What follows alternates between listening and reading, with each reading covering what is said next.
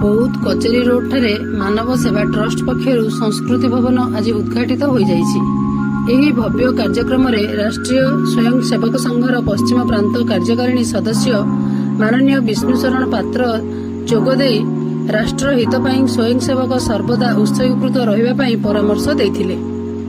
एही कार्यक्रम रे पूर्व प्रांत ग्राम विकास प्रांत संयोजक आलोक खटुआ, ओडिशा पश्चिम ग्राम विकास संयोजक स्वप्नेश्वर प्रधान, सहप्रांत प्रचार प्रमुख प्रणव कुमार नायक, जिला कर्मकर्ता और स्वयं सेवक जोग देथिले। एही उद्घाटन कार्यक्रम रे कर्ता भावे माननीय जिला संघ चालक सूर्यकांत दलबेहेरा सपत्नीक यज्ञ कार्य तुलाइथिले। एही उत्सव रे अन्नयज्ञ, घृतयज्ञ, नामयज्ञ, बालक भोजन कार्यक्रम और जपयज्ञ अनुष्ठित होइथिला।